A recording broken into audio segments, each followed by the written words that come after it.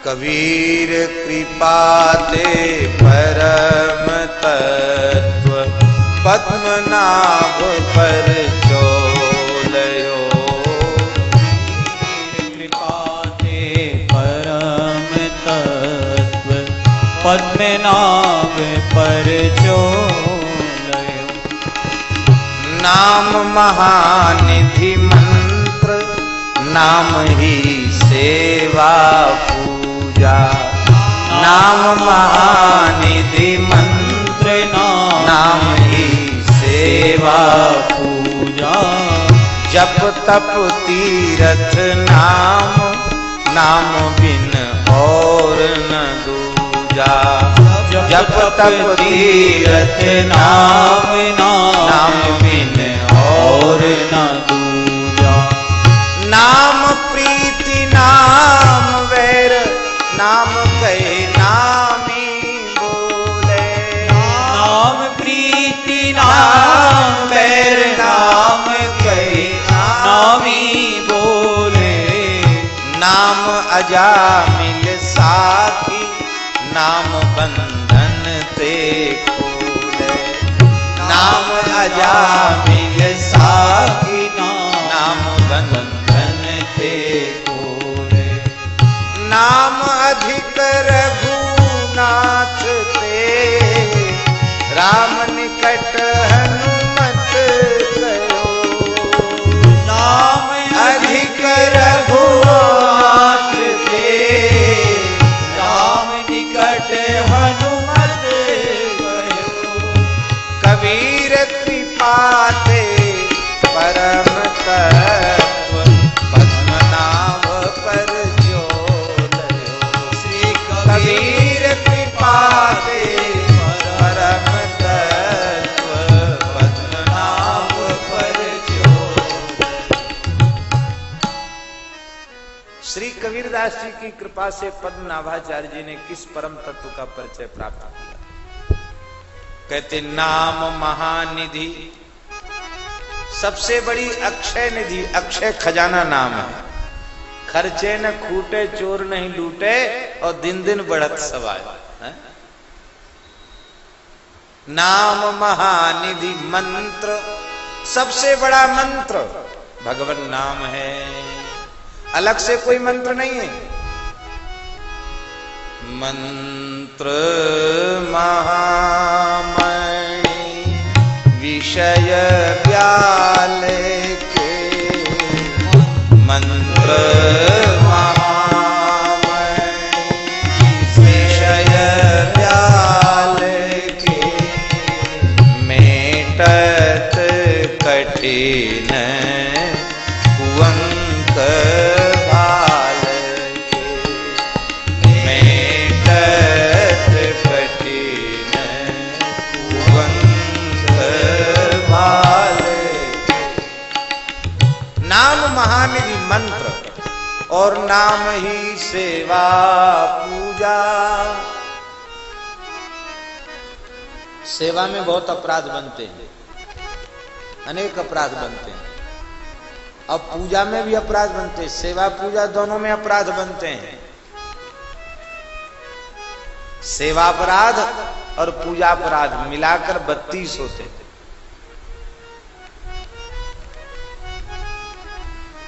नाम ही सेवा नाम में भी 10 अपराध है, 10 नाम अपराध। लेकिन संख्या की दृष्टि से भी देखो तो सेवा पूजा में 32 और नाम में 10, तो कमती हुए कि नहीं हुए?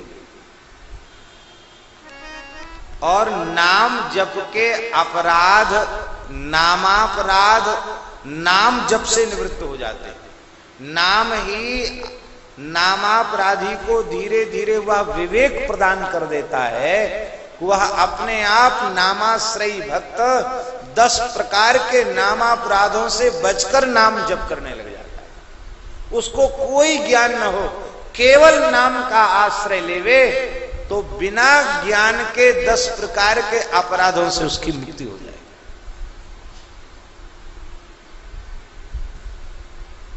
अनेक उदाहरण हैं।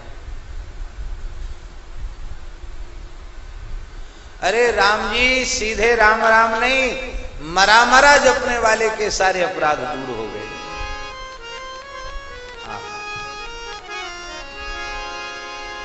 उल्टा नाम जपत जग जाना, उल्टा नाम जपत जग जाना।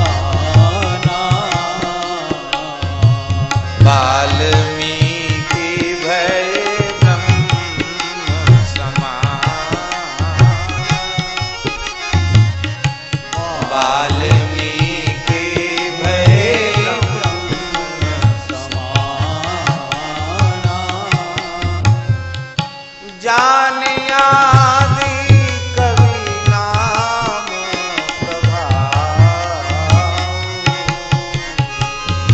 जानी आदि कवि नाम प्रभाव।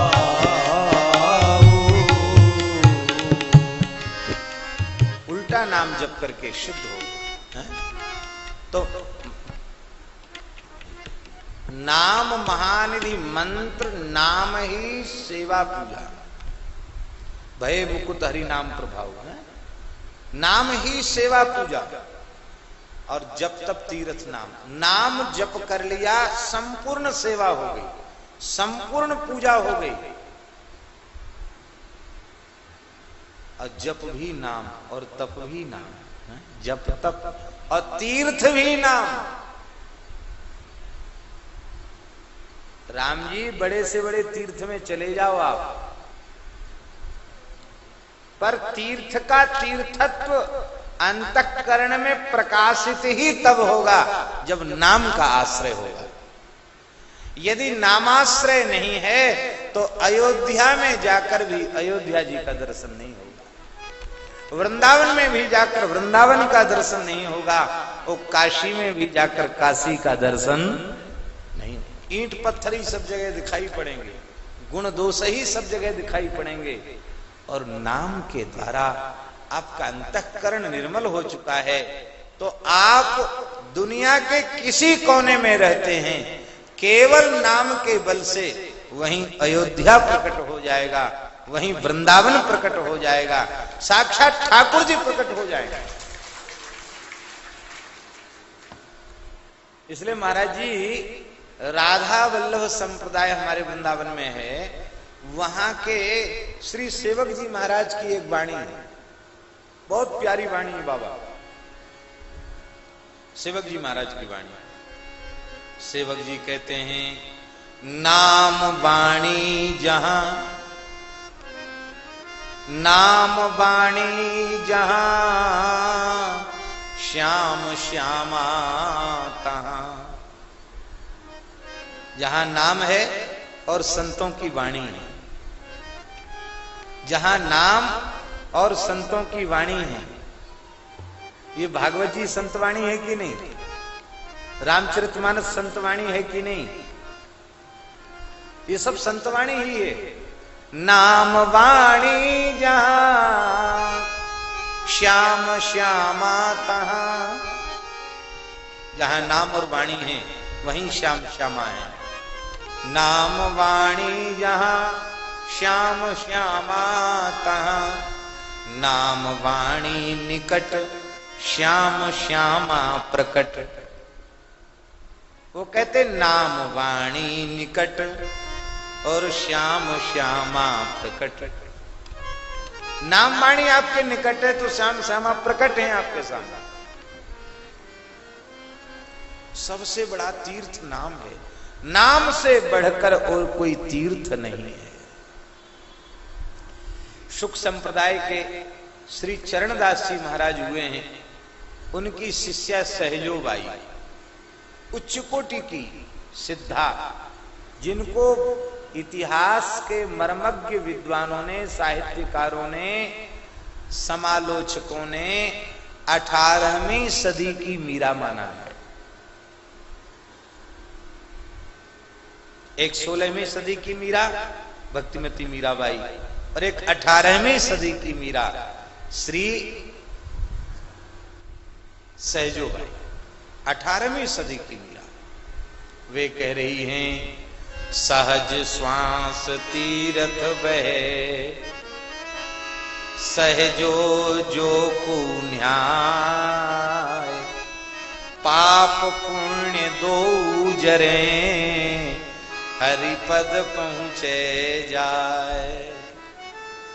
भैया संसार के जितने तीर्थ हैं इनमें स्नान करने से पाप का नाश तो होता है किंतु पुण्य का नाश नहीं होता। आप लोग कहेंगे पुण्य का नाश भला क्यों हो, पुण्य तो इकट्ठे किए जा रहे हैं, पुण्य के नाश की क्या आवश्यकता है। भैया बंधन दोनों, बंधन में डालने वाले दोनों हैं, पाप भी और पुण्य भी दोनों ही जीवात्मा के बंधन है। आपको लोहे की सांकल से बांध दिया जाए तो भी बंधन है कि नहीं, और जितनी मोटी लोहे की सांकल है उतनी ही मोटी सोने की सांकल बनवाई जाए और बांध दिया जाए तो बंधन होगा कि नहीं।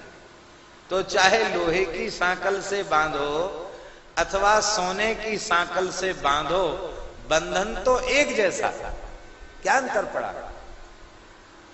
अरे पाप का फल नरक है, कष्ट है, दुख है, और पुण्य का फल स्वर्ग है।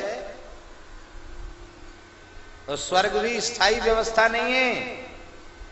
आपकी पॉकेट में जब तक रुपया है तब तक होटल में रहोगे, और खर्च हो गए तो फिर कहो अब हमारे पास कुछ नहीं, हम तो इसी 5 स्टार में यहीं रहेंगे, बहुत सुविधा है।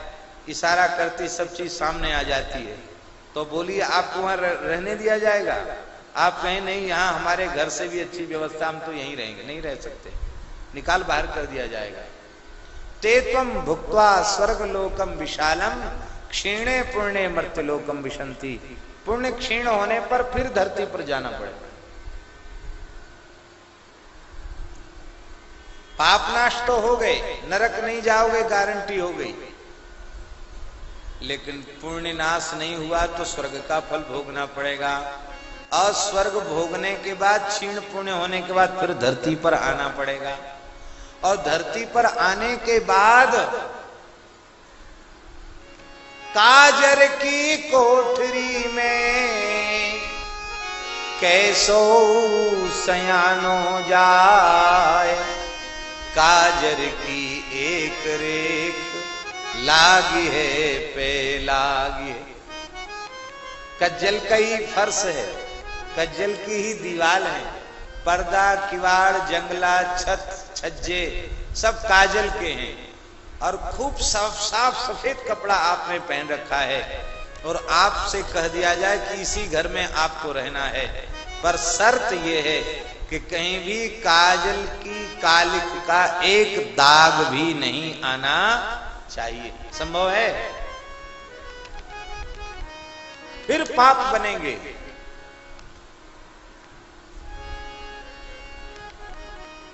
तो अब बताओ, तीर्थ से बड़ा भगवान नाम हो गया कि नहीं?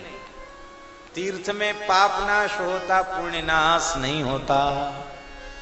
लेकिन सहज श्वास तीर्थ बहे, सहजो जो न्याय।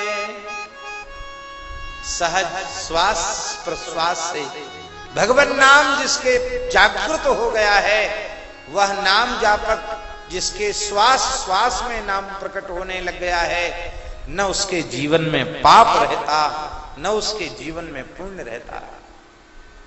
हमने वो राजपूत वाले गोविंद भाई जी कहते हैं कि पूज्य श्री प्रेम भिक्षु जी महाराज कहते थे, मेरे लिए पाप नहीं है,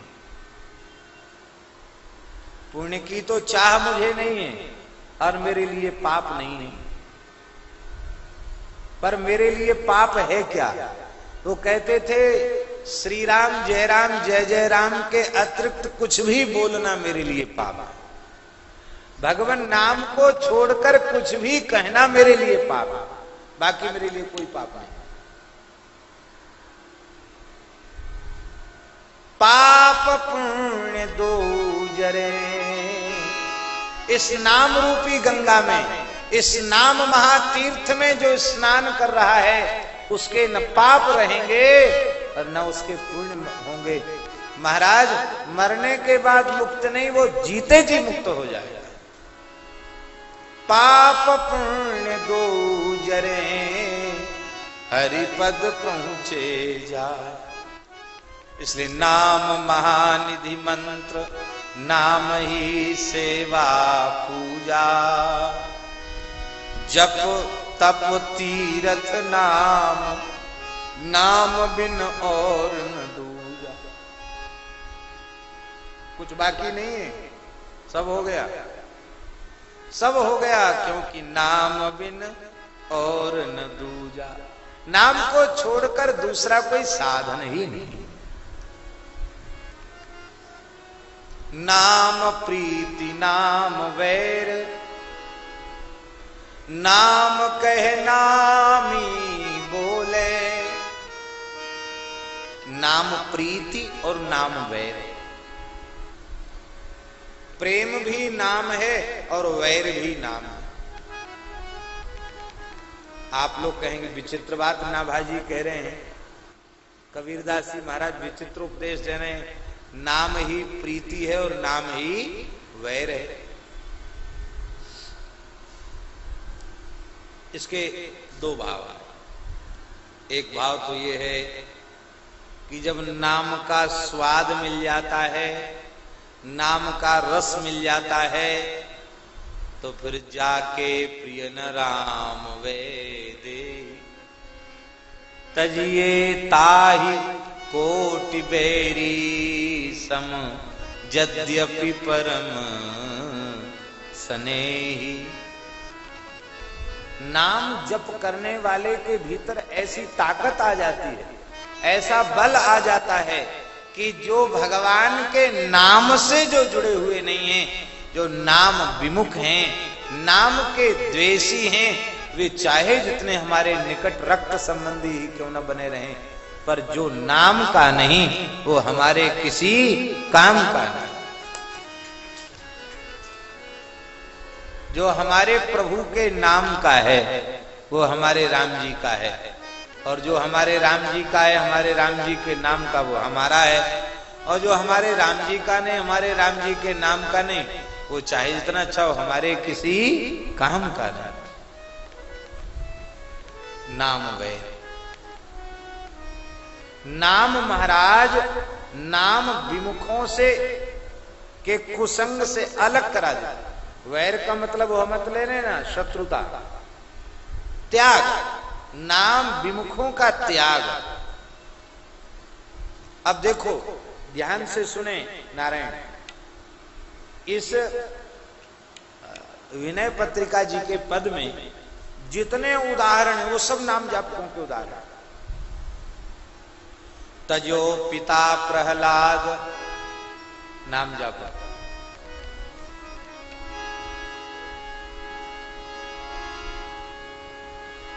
प्रहलाद जी नाम जापक। कैसी चौपाई?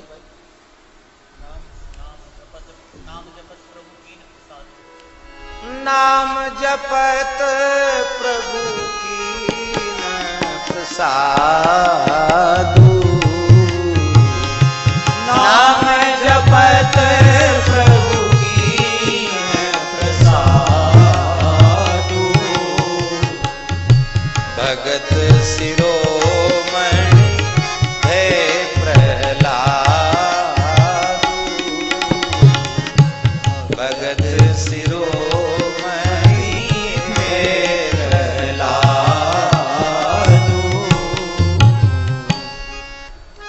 भक्त शिरोमणि प्रहलाद जी, तजो पिता प्रहलाद। हमारा भजन करो, राम राम मत करो। आपका भजन क्यों करें? बोले मैं तीनों लोगों का परमात्मा हूं, स्वामी हूं। आप बिल्कुल ठीक कहते हैं, आप तीनों लोगों के शासक हैं, सब पर आपकी सत्ता है, पर आप मारने वाले भगवान हैं, बचाने वाले नहीं हैं। और हमारे ठाकुर जिनका हम नाम लेते हैं, जो त्रिभुवन सक मारी और जियाई, वो तीनों लोगों को एक क्षण में समाप्त कर सकते हैं और पुनः उनको जीवित कर सकते हैं। तो मार तो सकते हो किसी पर क्रोध करके, पर किसी मरे हुए को पुनः जीवन दान नहीं दे सकते। हमारे राम जी मार भी सकते हैं, जिला भी सकते हैं। तजो पिता प्रहलाद विभीषण। आहा, कितना बड़ा नाम जापक। जिह्वा में राम, हृदय में राम, मुख में राम, अरे कहां तक कहें राम नाम अंकित गृह। शोभा वर्णि न जाए, नव तुलसी का वृंद तहां, देख हरसि कपिराय। महाराज जी केवल ये घर राम नाम अंकित नहीं था विभीषण जी का, ये घर भी राम नाम अंकित था। ये जीवात्मा का घर है शरीर, ये शरीर पर भी वो भगवान नाम का अंकन करते थे।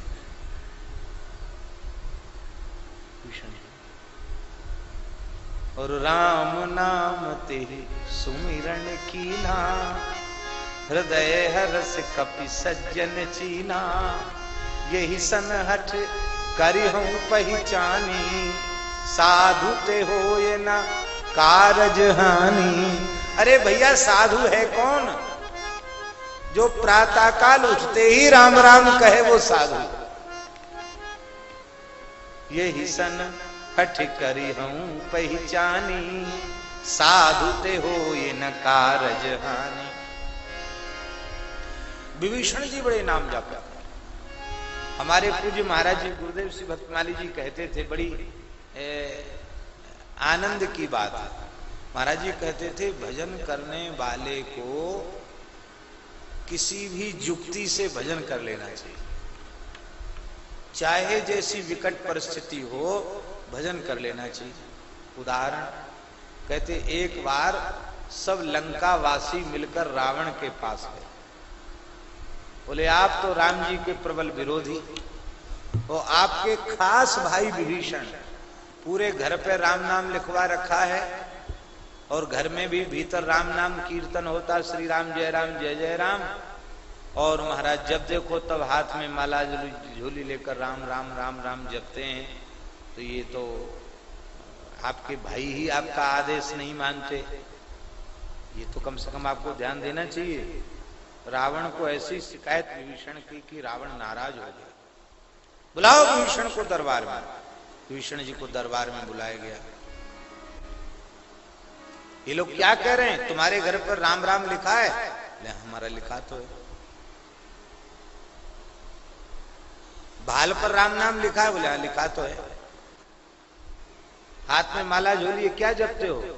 विभीषण बोले राम राम। रावण क्रोध में बौखला गया, मेरे शत्रु का नाम जपते हो? महाराज बिल्कुल नहीं। विभीषण जी तो जानते हैं भगवान सबके सच्चे हितैषी हैं, शत्रु कहाँ हैं? हेतु रहित जग जिगो उपकारी, तुम तुम्हार सेवक असुरारी। भगवान भला किसी के शत्रु होंगे? विभीषण जी तो जानते हैं हेतु रहित उपकार करने वाले तो दो ही हैं, या ठाकुर जी या ठाकुर जी के प्यारे संत जन। बोले बिल्कुल नहीं। अरे राम राम क्यों जपते हो? बोले महाराज शिकायत करने वाले रहस्य को नहीं समझते, इसलिए शिकायत करते हैं। क्या रहस्य है? बोले महाराज मैं अपने भैया भाभी का बड़ा भक्त हूं। आपके नाम के आगे के अक्षर में है रा, और मंदोदरी के आगे के अक्षर में है मां। तो अब रावण मंदोदरी इतना लंबा जपने में बड़ी कठिनाई होगी, इसलिए राम राम जप लेते हैं, रा से रावण, मां से मंदोदरी। देखो बात तो बिल्कुल झूठी थी, इस अर्थ में वो नहीं जपते थे, लेकिन उन्होंने रावण को कह दिया कि राम माने आपका नाम और मां माने मंदोदरी जी, तो उन्हीं का नाम हमने घर में लिखवा रखा। आप ही तो हमारे लिए सब कुछ हैं, हमारे लिए तो आपके बिना लंका सुनी है। रावण बहुत खुश हुआ, हृदय से लगा के बोला भाई हो तो विभीषण के जैसा हो। हाँ, इस भाव से कोई भी राम राम जपो, इस भाव से कोई भी राम राम करो, किसी को मनाही नहीं है। मेरे शत्रु का चिंतन करके राम राम मत करना। छुट्टी कर दी रावण को। विभीषण जी को कोई, महाराज जी कहते ऐसे ही किसी तरह से युक्ति मुक्ति से और बुद्धिमान मनुष्य को चाहिए को राम राम करे। आप लोग कहेंगे कि कोई मान लो रावण मंदोदरी का नाम मानकर राम राम करे तो कल्याण होगा। अरे तो भी कल्याण हो जाएगा। रा का उच्चारण होते ही तुलसी रा के कहते ही निकसत पाप पहाड़, बाहर निकल गया पाप का पहाड़। और फिर आवन देवत नहीं देत मकार किवाड़, माने किवाड़ लगा दिए। राम राम कहो, किसी भाव से कहो महाराज, राम राम कहो। 4 चोर थे, उन्होंने सांकेतिक भाषा बना रखी थी और वो चोरी करते थे, लूट लेते थे जंगल में लोगों को। कोई मालदार व्यक्ति आता हुआ सेठ साहूकार दिखाई पड़ता तो उनमें से एक चोर कहता था नारायण, दूसरे चोर समझ लेते कि कोई आ रहा है। नारायण का अर्थ उन्होंने अपना मान रखा था कोड वर्ड में, नारायण माने आ रहा है कोई आदमी। तब दूसरा कहता दामोदर। पहले लोग चांदी के सिक्का चलते थे, कमर में उनको वो पुराने लोग कमर में बांध लेते थे सिक्कों को खोई बना करके। जैसे आजकल एक मनी बैग चल गया ना, बेल्ट जैसा यहाँ आगे बांध लेते हैं, ऐसे उस समय भी लोग बांध लेते थे। उनका एक ढंग था, धोती के भीतर ही उनको लगा लेते थे बेल्ट जैसा बांध करके। बसनी भी कहते, कहीं कहीं उसको बसनी कहते थे, बसनी में द्रव्य रख लेते थे। तो कहते दामोदर, दामोदर माने दाम माने पैसा, उदर माने इसके पेट में पैसा बंधा है, पैसा लेके आया है। नारायण माने आ रहा है मालदार आदमी, और दामोदर माने इसके पेट में पैसा बंधा हुआ है। तीसरा कहता वासुदेव। वासुदेव का मतलब होता है कि बस अब जाने मत दो आगे, एक बांस दो इसके सिर पे जो आगे बढ़ न पावे, एक लठ मारो इसको। और चौथा कहता हरिहर, अब बांस मार दिया तो जान से मत मारो, जो कुछ हो छीन झपट करके उसको भगा दो। वो महाराज 4 चोर थे, काम उनका खराब, पर भगवान नाम का संकेत वे करके उन्होंने ये अपना बना रखा था। लोग समझे कीर्तन कर रहे हैं और वो अपनी चोरी करते थे। एक पेड़ के नीचे खड़े होकर एक बोला नारायण, दूसरा बोला दामोदर, तीसरा बोला वासुदेव, चौथा बोला हरिहर।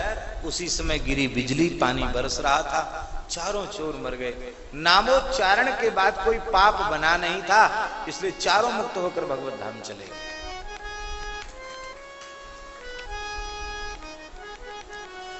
इसलिए भैया जब इस बहाने से नारायण, दामोदर, वासुदेव और हरिहर कह के पाप मुक्ति हो गई, तो किसी भी भाव से नाम प्रकट हो जाए। सांकेत्यम पारिहास्यम वा स्तोभम हेलन में हुआ वैकुंठ नामक ग्रहण में से सागहरम विदु, सारे पाप नष्ट हो जाए। नाम प्रीति नाम वैर, नाम वैर में विभीषण, तजो पिता प्रहलाद विभीषण बंधु, विभीषण ने भाई को छोड़ दिया। और भरत महतारी, भरत जी कितने बड़े नाम जापक हैं। जब ही राम कही ले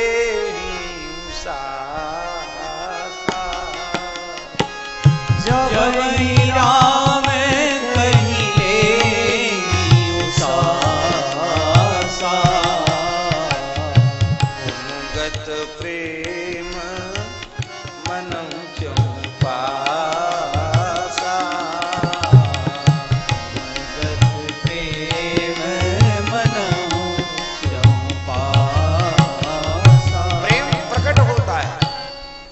सरस को राम स्नेही, जग जपु राम राम जपु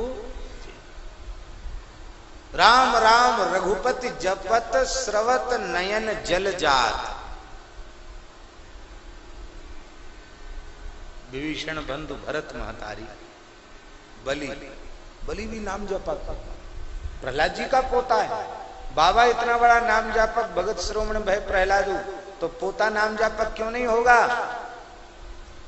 गुरुजी बोले हमारी कृपा से तुमको मिला है, अब कह दो कि तुम विष्णु भगवान हो, हम पहचान गए, ठंडे ठंडे पधारो। हम तो ब्राह्मण को देने का वचन दिया है, भगवान को देने का थोड़ी। बलि ने कहा महाराज आपकी गुरुता सफल हो गई, यज्ञेश्वर भगवान भिक्षुक बनकर यज्ञ में आ गए, इससे बड़ी आपके जजमान की कीर्ति और क्या होगी। मैं भगवान से विमुख नहीं हो सकता। बोले जा श्रीहीन हो जा। बोले स्वीकार है, हमने तुम्हें त्याग दिया। बहुत अच्छी बात है, यदि भगवान का भजन करने पर, भगवत शरणागत होने पर, भगवत सन्मुख होने पर अपराध मानकर आपने हमारा त्याग कर दिया है, तो जो गुरु भगवान नाम का विरोधी है, ऐसे गुरु को भी हमने आखिरी दंडोत प्रणाम कर लिया है, अब हमको जरूरत नहीं है। बलि गुरु तजो कंत ब्रज बनितन, वे भी नाम जापिका हैं, भई मुद मंगलकारी। इसलिए नाम प्रीति नाम वैर, नाम कह नामी बोले। किसी का भी नाम आप लीजिए, अब इनका नाम सीता शरण जी है, नाम है तो सीता जी के शरण है ही। मान लो भले ही सीता जी के शरण न हो और किसी की शरण हो, भीतर से सीता जी की शरण न हो पाए हो, फिर भी कोई गंभीर निद्रा में सोते हुए सीता शरण कह के बुलाएगा, तो सीता शरण बोलेंगे कि नहीं बोलेंगे? आपका नाम गिरधारी लाल है और भले ही आपसे 5 किलो का बैग नहीं उठता है, उसके लिए आप कुली का मुंह देखते हैं कि कोई कुली आ जाए इस 5 किलो के सामान को उठाने के लिए। भले ही आपका नाम गिरधारी लाल है और 5 किलो वजन ना आप न उठा पा रहे हैं, तो भी गंभीर निद्रा में सोते समय कोई आपको कहे गिरधारी लाल, तो आप जग के कहेंगे हाँ जी कहिए क्या कह रहे हैं, कहेंगे कि नहीं? इसका मतलब है वस्तुतः नाम की इतनी महिमा है कि भले ही नाम का अर्थ उस व्यक्ति में घटित होता हो या न होता हो, पर जो नाम रख दिया गया है उस नाम की शक्ति से वह सुसुप्ति में पड़ा हुआ जीव भी उस नाम के संबंध को मान लेता है और उस नाम से पुकारे जाने पर उत्तर देता है। संसार के नाम तो झूठे हैं,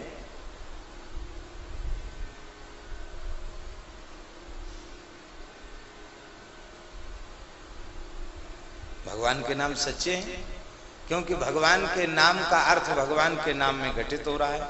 हम लोगों के नाम का अर्थ हमारे नाम में घटित नहीं होता। इसलिए तो संत लोग बुद्धिमानी करते हैं और नाम के पीछे दास लगा देते। नाम का अर्थ ठाकुर जी में घटित हो जाएगा तो नाम तो ठाकुर जी के पास चला गया, हम तो दास है ही है। बोलो भक्तवत्सल भगवान की। नाम रूप के संसार में नाम बढ़ाई के चक्कर में वे नहीं पड़ते। नाम कहे नामी बोले, नाम का उच्चारण करने से नामी उत्तर देता है। इसीलिए आप एक बार मानसिक भी आपने राम नाम का उच्चारण किया, आप मानसिक किसी का नाम लीजिए वो नहीं बोलेगा, लेकिन जो मन में ही छिपा हुआ है उससे मानसिक नाम जब छिपा रहेगा क्या, उस समय भी आप राम बोलेंगे तो ठाकुर जी कहेंगे हाँ बोलिए कहिए क्या कह रहे हैं। नाम कहे नामी बोले। हमारे ठाकुर जी कैसे हैं जानते हैं? श्री कबीरदास जी कहते हैं, चींटी के पग घुंघरू बांध्यो, चींटी के पग नूपुर बांध्यो, सोही सोभी साहिब सुनता है। चींटी का पैर कितना बड़ा होता देखा? और किसी स्वर्णकार से उसके पैर में पायल बनवाई जाए, और चींटी रानी अपने, कितने पैर होते हम तो गिने नहीं, 2 होते 4 होते, कितने होते भाई किसी ने देखा है ध्यान से? सीता शरण 4 होते। चलो आपने देखे, हम विश्वास करते हैं, अब देखेंगे हम भी ध्यान से। चींटी के चारों पैरों में घुंघरू बांध दिए जाएं, पायल बढ़िया रुंझुनदार, अब फिर बढ़िया ठुमका लगा लगा के चींटी नाच नाच के चले, कितनी आवाज होगी, उसके टांग कितने बड़े होते, उसमें पायल कितनी बड़ी होगी, और उसकी आवाज कितनी मधुर होगी। अरे होए चाहे न होए, सुनेगा कौन? कोई नहीं सुनेगा। लेकिन चींटी के पग नूपुर बांधे सो भी साहिब सुनता है। हमारे राम जी उसके पैरों के रुंझुन की छनक भी सुनते हैं। श्री मलुकदास जी महाराज कह रहे हैं, सुमिरन ऐसा कीजिए दूजा लखे न कोई, सुमिरन ऐसा कीजिए दूजा लखे न कोई, होठ न फरकत देखिए प्रेम राखिए गोय। होठ भी हिले नहीं, प्रेम छिपा के रखने की चीज है।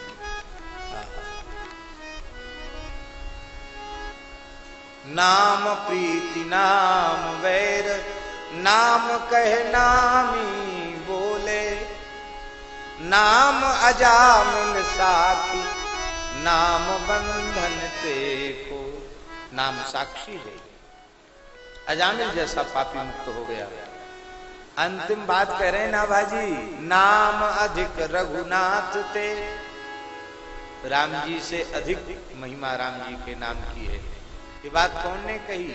हमारे जैसा कोई बुद्धू व्यक्ति कहे तो विश्वास के योग्य बात नहीं। ज्ञानी नाम अग्रगण्यम। श्री हनुमान जी महाराज कह रहे हैं, एक बार श्री राम जी ने पूछा, हनुमान जी आज्ञा प्रभु, इस अनंत कोट ब्रह्मांड में सर्वोत्कृष्ट तत्व क्या है? सबसे श्रेष्ठ तत्व क्या है? हनुमान जी बोल नहीं सके। हनुमान जी के नेत्रों से आंसू झरने लगे। राम जी ने कहा, हमने कोई ऐसी बात कह दी जिससे तुम पीड़ित हो गए, क्यों रो रहे हो?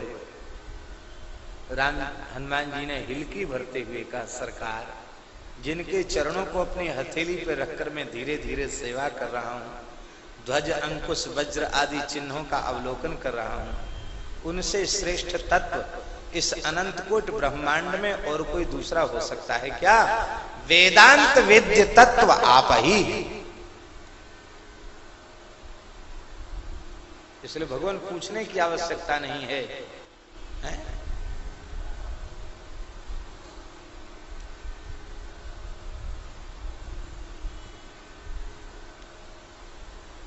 तत्वम मुनीन्द्र ही परम। हनुमान जी महाराज राम जी के दरबार में तत्वज्ञानी ऋषियों के प्रश्न करने पर हनुमान जी ही उनको समाधान देते। श्री राम तत्व का बोध हनुमान जी कराते। अग्रे वाचयत प्रभंजन सुते तत्वम मुनीन्द्र ही परम, व्याख्यातम भरतादि परिवृतम रामम भजे श्यामलम। हनुमान जी महाराज तत्व का उपदेश करते। हे भगवान, आपसे श्रेष्ठ तत्व इस अनंत कोट ब्रह्मांड में और कोई दूसरा नहीं है। इन अनंत कोट ब्रह्मांडों में आपसे बढ़कर कोई तत्व नहीं है। राम जी ने कहा, हनुमान जी आप तो ज्ञानियों में शिरोमणि हैं, हमसे भी श्रेष्ठ कोई तत्व हो तो बिना किसी संकोच के उसका उपदेश करो। हनुमान जी सकुचा गए, बोले महाराज कैसे कहें, हम सेवक हैं, छोटे मुंह में बड़ी बात अच्छी नहीं लगेगी। नहीं नहीं, संकोच क्यों करते हो? जब हम कह रहे हैं तो निर्भय होकर निश्चिंत होकर कहो, हमसे भी श्रेष्ठ कोई तत्व है क्या? हनुमान जी बोले, महाराज हम कुछ कहेंगे तो हमारी मर्यादा नष्ट होगी, इसलिए हम कहेंगे नहीं। हम तो आपसे पूछ रहे हैं, उत्तर आपको देना पड़ेगा। हनुमान जी की चतुराई पर राम जी मुस्कुरा गए। हनुमान जी ने कहा, सरकार आपने अवतार लेकर केवल अयोध्यापुरी के निवासियों को दिव्य साकेत प्रदान किया। त्वया तुतारिता अयोध्या नाम्ना भुवनत्रयम्। हे नाथ, आपने अयोध्या को तारा पर आपके नाम ने त्रिभुवन को तार दिया। आपने अवतार काल में केवल एक बार अयोध्या वासियों को अपने साथ आप अपने धाम को ले गए, लेकिन आपका नाम तो अनंत काल से जीवों को आपके धाम की प्राप्ति करा रहा है और अनंत काल तक आपके धाम की प्राप्ति कराता रहेगा। तो अब आप बताइए, अब हम कुछ नहीं बोलते, हम तो सेवक हैं, हम कैसे कहें कौन बड़ा है कौन छोटा है। अब आपसे ही हम न्याय मांग रहे हैं। आपने केवल अयोध्या वासियों को साकेत प्रदान किया और केवल एक बार प्रदान किया, और आपका नाम अनंत काल से अनंत काल तक जीवों को धाम दे रहा है, आपकी प्राप्ति करा रहा है। तो अब आप ही निर्णय देवें कौन बड़ा है। राम जी बोले, तो नाम ही बड़ा है।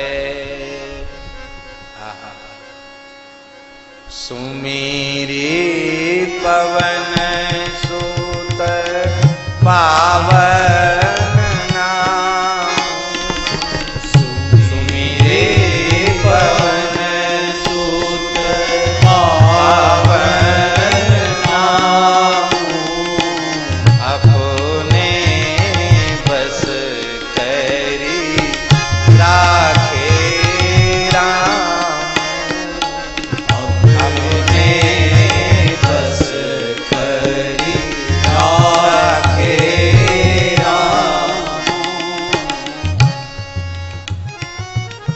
रामायणी जी थे पंडित श्री राम गुलाम दास जी। हमारे महाराज जी से बड़ा प्रेम था उनका। एक बार उन्होंने कहा कि गोस्वामी तुलसीदास जी महाराज की चौपाई कई कई जगहों पर समझ में नहीं आती। कैसे? राम जी को रामू बना देने का क्या मतलब? ये कोई बुद्धिमानी है? चौपाई में कहीं कोई छंद का दोष नहीं, छंद भंग नहीं, पाद की अपूर्ति नहीं। कह देते सुमिर पवन सुत पावन नामा, अपने बस करी राखे राम। बहुत अच्छा लगता, कोई खराब नहीं था। पर वहां नामू और यहाँ रामू, ये ऊ क्यों लगा दिया? महाराज जी से चर्चा कर रहे थे, हम सुन रहे थे। उन्होंने कहा, गोस्वामी जी का एक अक्षर ऐसा नहीं है जिसको हम ज्यादा बुद्धिमान बन के इधर उधर करें। एक एक मात्रा उनकी बहुत रहस्यपूर्ण है। गोस्वामी जी ये कहना, रामा कहते तो भगवान का ऐश्वर्य प्रकट होता, और रामू कहने से उनका माधुरी प्रकट होता है। कैसे? बोले भाई, राम जी रोम रोम प्रति लागे कोटि कोटि ब्रह्मांड, वो राम जी। जग पेखन तुम देखन हारे, विधि हरि शंभु नचावन वारे, तेव न जाने मरम तुम्हारा और तुम्ही को जानन हारा। विधि ही विधिता, शिव ही शिविता, और हरि ही हरिता जिन दई, वो राम जी। इतने बड़े राम जी को हनुमान जी ने राम नाम के जप के प्रभाव से ऐसा अधीन कर लिया, जैसे किसी के घर का कोई लड़का हो सेवा करने वाला। अब उसका नाम तो है रामचंद्र जी महाराज, पर मालिक उसको रामचंद्र जी महाराज कह के नहीं बुलाता है। रामू, हजूर, हाँ सेठ जी, हाँ मालिक, हाँ साहिब, ऐसे कहता कि नहीं कहता? तो जैसे रामू श्यामू जैसे ही कहा, रामू श्यामू तुरंत सामने हाजिर होता है। कहिए साहब क्या आज्ञा है? तो बोले, इतने बड़े रोम रोम प्रति लागे कोटि कोटि ब्रह्मांड, उनको इतना बस में कर लिया हनुमान जी ने, जैसे कोई अपने घर के नौकर को बुलावे रामू तो रामू दौड़ के आ जावे, ऐसे हनुमान जी के मुख से एक बार श्री राम नाम निकलता है, राम जी तुरंत वहां प्रकट हो जाते हैं। तो बोले इस अर्थ में रामू कहा, जैसे कोई मालिक अपने नौकर को रामू कह के बुलावे और रामू दौड़ के आ जाए, ऐसे हनुमान जी इतने बड़े नामनिष्ठ हैं कि नामोच्चारण करते ही सरकार कहीं भी हो प्रकट हो जाता है, उसी क्षण सामने आ जाते हैं। सुमिरि पवन सुत पावन, नाम राम निकट हनुमत कहो, कबीर कृपाते परम तत्व पद्म नाभ पर चोर। महाराज जहां नाम संकीर्तन हो रहा है वहां सब कुछ हो गया, कोई साधन बाकी नहीं। और आनंद रामायण, आनंद रामायण भी महर्षि वाल्मीकि कृत है, संस्कृत की है। उस आनंद रामायण को गोपाल दास जी आप देखिए कभी, तो आनंद रामायण में राम नाम की बड़ी महिमा है, और उस राम नाम की जो महिमा है उसमें जप की कीर्तन की महिमा से लेखन की महिमा को और अधिक कहा गया। कभी अवसर होगा तो आनंद रामायण ग्रंथ के माध्यम से हम सुनावें। उसमें लिखा हुआ है नाम लेखन, नाम जप और नाम कीर्तन से अधिक महत्व उसका है। कैसे? बोले उसमें वृत्ति की एकाग्रता ज्यादा है। आप जप कर रहे हैं कि हो सकता है वृत्ति इधर उधर चली जाए, लेकिन लेखन के समय वृत्ति में तन्मयता ज्यादा आ जाती है। हाथ से लिख रहा है, नेत्र से देख रहा है और मानसिक रूप से नाम का उच्चारण कर रहा है, स्वरूप का ध्यान कर रहा है।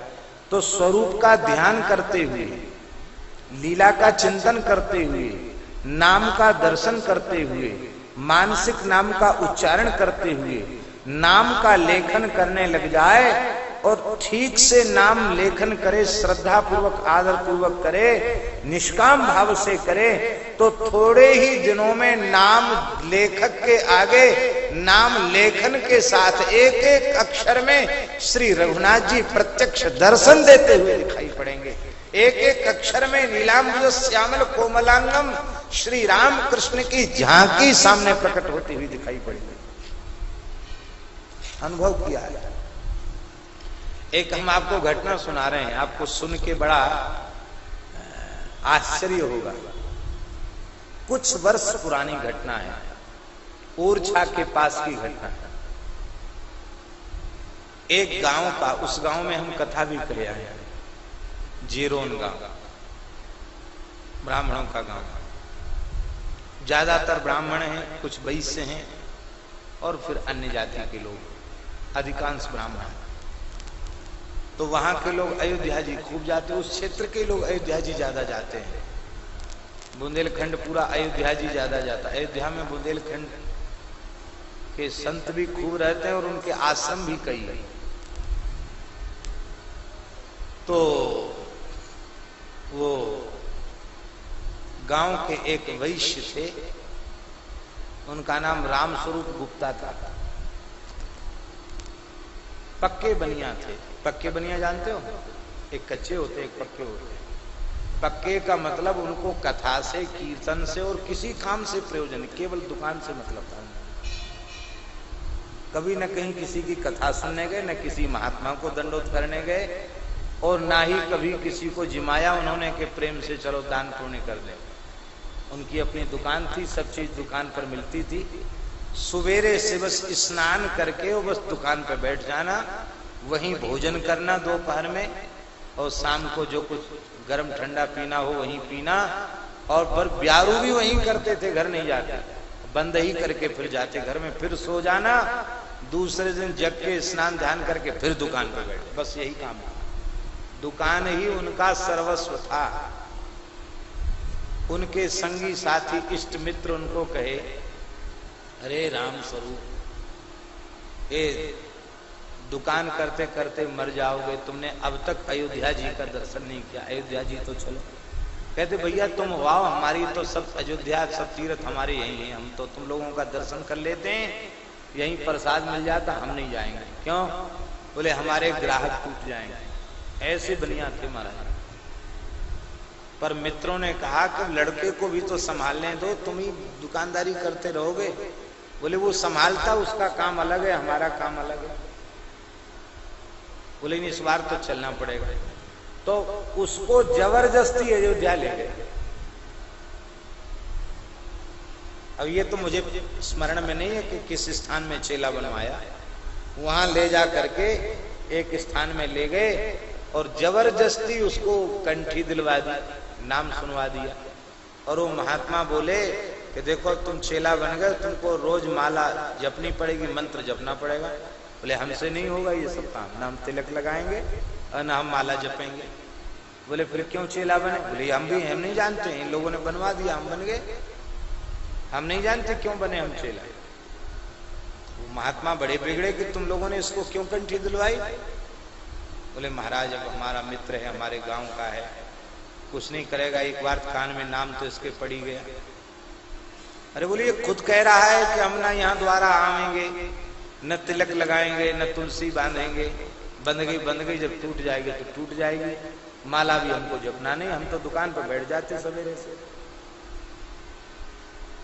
तो वो महात्मा बोले कि देखो ऐसा है, तुम दुकान पर बैठते हो, ऐसा करो पहले एक पृष्ठ श्री सीताराम एक पृष्ठ पर लिखा करो, एक पन्ना पेज पूरा श्री सीताराम लिखो और बस फिर तुम अपना दुकानदारी का काम शुरू कर दो। ये तो हम काम कर देंगे, हमको थोड़ा और जल्दी खोल लेंगे, बौनी होने के पहले ही एक पृष्ठ तो हम लिख लेंगे राम नाम, कोई बात नहीं। उस व्यक्ति ने लिखना आरंभ कर दिया। सत्य घटना सुना रहे हैं। उस व्यक्ति के मरे हुए अभी हम समझते हैं मुश्किल से 10 वर्ष हुआ होगा। उस व्यक्ति का शरीर शांत हुए मुश्किल से 10 वर्ष हुआ होगा। नारायण ऐसी नाम लेखन में प्रवृत्ति उसकी हुई कि धीरे धीरे सब छूट गया, अहर्निश नाम लिखने लगे। हम समझते करोड़ की संख्या से ऊपर भी नाम लिखा होगा उसने। इतना लिखा और इतना नाम लिखा कि आप सुनकर आप आश्चर्य करेंगे। क्या नाम है इनका भैया? रमेश जी जैसा सफेद कुर्ता पजामा पहरे बैठे हैं।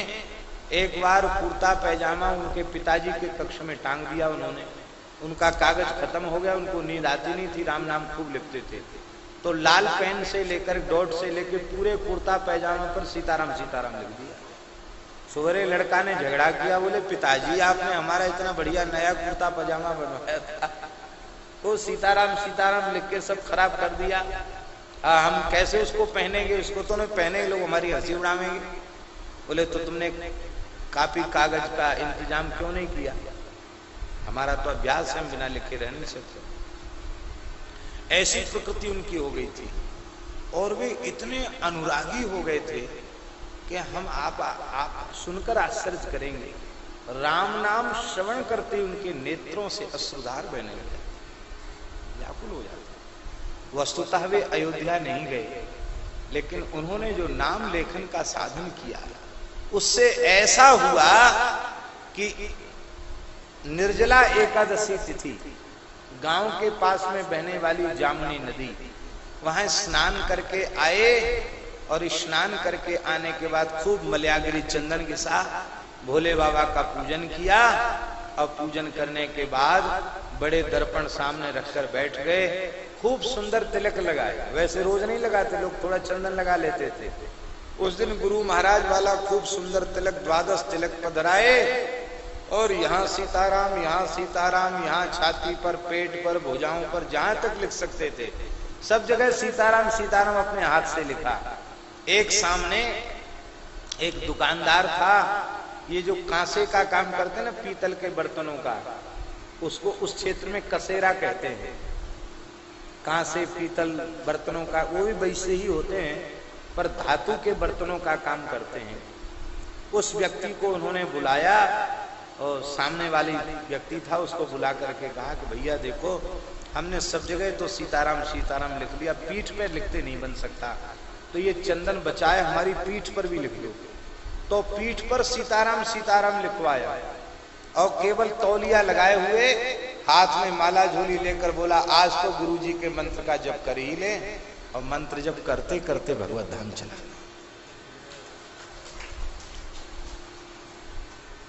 केवल नाम लेखन से, केवल नाम लेखन से ऐसी तन्मयता बढ़ी।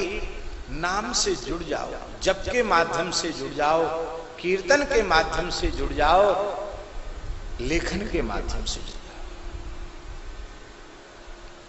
हमारे अभी लोगों को बहुत अनुभूतियां लाभ की हो रही है। श्री ठाकुर जी के सत्संकल्प से, संतों की गुरुजनों की महती कृपा से हमारे मन में बहुत समय पहले ही भाव था।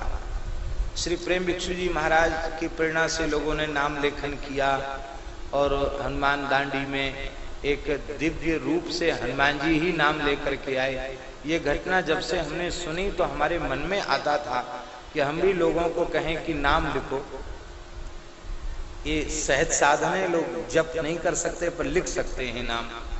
पर मन में भाव था, उसका कोई क्रियान्वयन हम करने की दिशा में नहीं थे। जब योग बनेगा तब हो जाएगा। एक दिन ये गोपाल जी ही सामने बैठे अपने आप बोले कि महाराज जी काशी में एक कौन बैंक है, राम रमापति बैंक। बोले वहां नाम का कर्ज मिलता है, नाम लेखन होता है और नाम लेखन बहुत लोग नाम लेखन करके लौकिक और आध्यात्मिक दोनों प्रकार का लाभ प्राप्त कर रहे हैं, क्यों ना ऐसा यहाँ स्थापित हो। हमने कहा आपने तो हमारे मन की बात कह दी, बहुत अच्छी बात है, पर हम बहुत अधिक सक्रिय नहीं हैं। आप लोग सक्रिय होकर के यदि ये कार्य कर सकें तो बहुत अच्छा है। किसी भाव से जीव भगवान नाम से जुड़े, उसमें सबका कल्याण है, सारे विश्व का कल्याण है, बहुत अच्छी बात है। तो भगवत कृपा से फिर मन में हमारे प्रेरणा जगी कि केवल श्री राम नाम नहीं, भगवान नाम में भेद नहीं है। 10 नामापराधों में हरि और हर के नाम में भेद करना, शिव और विष्णु में भेद करना, यह भी 10 नामापराधों में एक नामापराध माना गया है। 10 नामापराध में शिव हरि हर में भेद करना भी नामापराध माना गया है। शिव नाम में और भगवान नाम में भेद करना भी नामापराध माना गया। ऐसा विचार करके मन में भगवत प्रेरणा हुई कि भगवान नाम बैंक नाम रखा जाए। भगवान नाम बैंक, उसमें सीताराम लिखो, राधे श्याम लिखो, गौरी शंकर लिखो, चाहे जो भगवान का नाम लिखो, लिखने वाले की स्वतंत्रता है। श्री कृष्ण गोविंद लिखो, जो इच्छा हो सो लिखो, पर संख्या पूर्वक लिखो। और जो आपको प्रिय नाम, सीता नाम लिखो, राधा नाम लिखो, हरि नाम लिखो, कृष्ण नाम लिखो, राम नाम लिखो, शिव नाम लिखो, जो भी नाम आपको प्रिय हो वह नाम आप लिखो। और वो कार्य भगवत कृपा से चल रहा है, पर अभी उसको बड़े रूप में प्रारंभ नहीं किया गया। श्री गोपाल दास जी की इच्छा हो रही थी कि पूज्य श्री प्रेम भिक्षु जी महाराज की प्राकट्य भूमि है ये, ऐसे नामनिष्ठ संकीर्तन सम्राट महापुरुष का आविर्भाव हुआ। वे इस युग में उनके भावावेश और उनके नाम निष्ठा को देखकर लगता था श्री चैतन्य महाप्रभु की ही झलक प्राप्त हो रही है। ऐसे वे नामनिष्ठ महापुरुष क्यों न उन्हीं की भूमि से, बाबा गरीबनाथ जी के क्षेत्र में ही क्यों न इसकी प्रथम शाखा यहीं स्थापित हो। आज ही इन्होंने कहा, वो आज के पहले कभी इन्होंने नहीं कहा। तो अब हमने तो कह दिया है, सूत्रपात कर दिया है। अब ये किस रूप में करना है, इसको बड़े से बड़े भव्य रूप में, क्योंकि भाई यहाँ एक महान नामनिष्ठ संत की प्रादुर्भाव स्थली है। यह भूमि बड़ी दिव्य है, ऐसे महापुरुष की मिथिला है इसलिए अति दिव्य है, लेकिन उसमें भी एक नामनिष्ठ संत का प्रादुर्भाव यहाँ हुआ है। इसलिए यहाँ की जो शाखा है वो श्री प्रेम भिक्षु जी के नाम से ही रहेगी। श्री प्रेम भिक्षु भगवान नाम बैंक, शाखा श्री भगवान नाम बैंक मलुकपीठ वृंदावन, ये नाम रखेगा। तो इस प्रकार से ये यहाँ नाम संकीर्तन तो हो ही रहा है, नाम जप भी लोग कर ही रहे हैं, नाम लेखन से भी हमारे महाराज बैठे हैं, ये बहुत बड़ा कार्य कर सकेंगे इस क्षेत्र में, और भी संत महापुरुष प्रेमी जन कार्य करेंगे। तो भगवत कृपा से नाम की बड़ी भारी महिमा है। तो हम निवेदन जो कर रहे हैं वो ये कर रहे हैं कि श्रीमद् भागवत महापुराण संकीर्तन महापुराण क्या है, वक्ता संकीर्तनाचार्य, और प्रथम भागवत जी का श्लोक है, प्रथम जहां से सुखदेव जी ने आरंभ किया है, एतन् निर्विद्यमानानाम् इच्छताम् अकुतो भयम् योगिनाम् नृपनिर्णीतम् हरेर्नामानुकीर्तनम्। बड़े बड़े योगियों ने यह निर्णय किया है, जीवों के कल्याण का सबसे सरल साधन हरिनाम संकीर्तन है।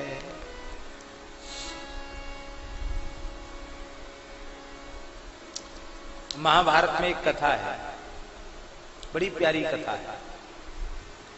एक समय की बात है, उत्तराखंड में विशालापुरी में, बद्रीनाथ जिसको कहते हैं, इसी क्षेत्र में इस ब्रह्मांड के सारे ऋषि वहां एकत्रित हुए और उन ऋषियों के मध्य चर्चा चल पड़ी, सिद्धांत रूप में किस तत्व को स्वीकार करके, सर्वसम्मति से स्वीकार करके जीवों के कल्याण के लिए उसे जीव जगत में प्रचारित किया जाए। समझ रहे हैं हमारी बात को? तो सब निर्णय करो, आज पंचायत में आखिरी फैसला हो जाना चाहिए, रोज रोज का झगड़ा न रहे, कोई कहे नहीं ये, कोई कहे नहीं ये, क्योंकि अलग अलग तरह की बात करने से लोग भ्रम में पड़ जाते हैं और भ्रम में पड़ जाने से भटकने लग जाते हैं। अब वहां सब तरह के थे लोग, कुछ लोग ऐसे थे वो अद्वैत निष्ठा ज्ञान निष्ठा वाले लोग थे, वो उसी को सर्वोपरि कह रहे थे। कुछ ऐसे थे बड़े योगी थे, वो कहते थे नहीं कुछ नहीं, ये सब बेकार की चीज है, योग ही जीव का कल्याण करने वाला है। कोई ध्यान योगी ध्यान को बताते थे, कोई तपस्वी कहते थे सब बेकार की बातें, तप ही सबसे श्रेष्ठ है, कोई कहते थे जप ही श्रेष्ठ है, कोई कहते थे नहीं वेदों का स्वाध्याय सर्वोपरि है।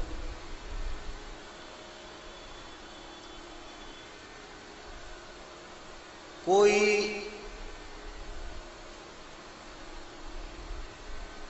कैसे कहत कबीर सुनो भाई साधो, खोपड़ी खोपड़ी मत न्यारी। हाँ,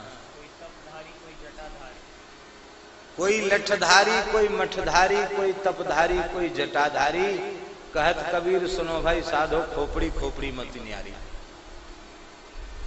जितनी खोपड़ी उतने सिद्धांत। कह सब ठीक ही रहे थे, जो जिस मार्ग के थे, जिस मार्ग में उनका अनुभव था, वे उसी को श्रेष्ठ बतला रहे थे। महाभारत में तो राम जी ऐसा लिखा है कि सत्संग होते होते उनमें इतना झगड़ा हो गया कि चिपिया और अपना दंड और अपना कमंडल लेकर वे एक दूसरे के ऊपर टूट पड़े। कोई कुशा से प्रहार कर रहा है तो कोई मृगचर्म से प्रहार कर रहा है, कोई हाथ से ही प्रहार कर रहा है, कोई किसी को नीचे जमीन में पटक करके पटक दिया है किसी ने, सब घायल हो गए। महाराज वहां लिखा है इतना ऐसा, वो इतना बड़ा समुदाय ऋषियों का, उसमें भी ऐसा झगड़ा हुआ कि सब, लेकिन झगड़ा होने पर भी उनमें द्वेष नहीं था। अपनी अपनी बात का आग्रह जरूर था पर द्वेष नहीं था। द्वेष होता तो फिर अलग अलग हो जाते। तो भाई देखो इतने दिनों तक हम लोगों ने शास्त्रार्थ किया, निर्णय नहीं हुआ, लड़ भिड़ कर फैसला करना चाहा तो भी निर्णय नहीं हुआ। अब ऐसा करो, किसी चोट तो खाई गए हैं, चलो कहीं सर्वसम्मति से चलो। तो नारद जी भी उसमें थे। नारद जी कहते हम भी उसमें थे, सब लोग थे उसी में। तो बोले कहीं ऐसी जगह चलो जहां फैसला हो।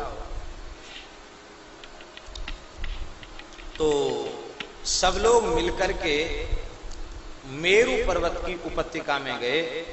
वहां भगवान सनकादिक बैठकर नाम जप कर रहे थे।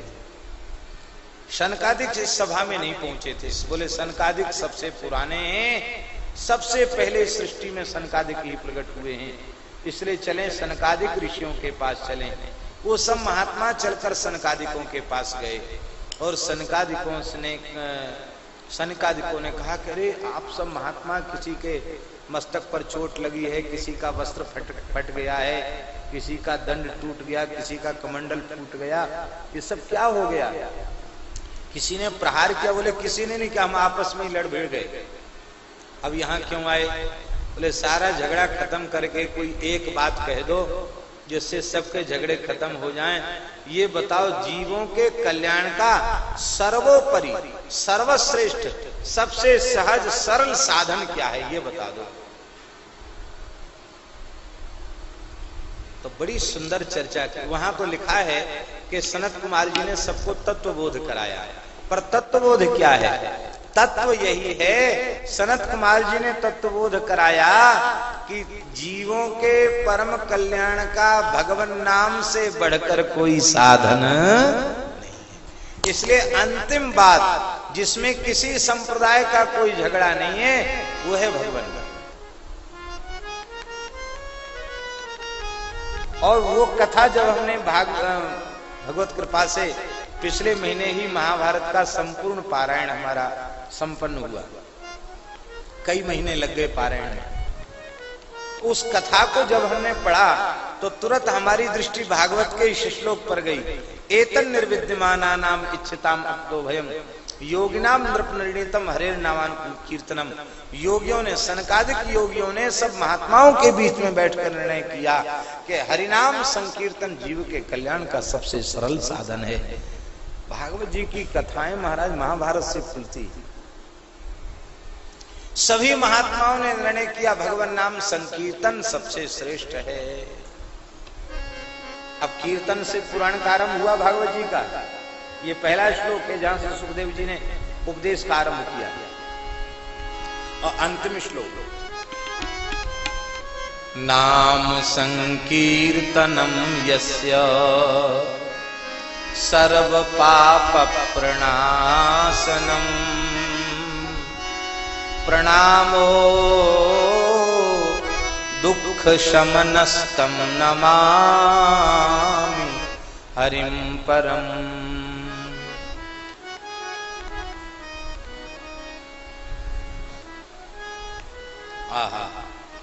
नाम संकीर्तनम यस्य सर्व पाप प्रणाशनम प्रणामो दुख शमनस्तम नमामि हरिम परम। उन भगवान के चरणों में नमस्कार, जिनके नामों का संकीर्तन संपूर्ण पापों को नष्ट करने वाला। तो आदि में बिहारी जी, आदि में नाम संकीर्तन से आरंभ और अंत में नाम संकीर्तन।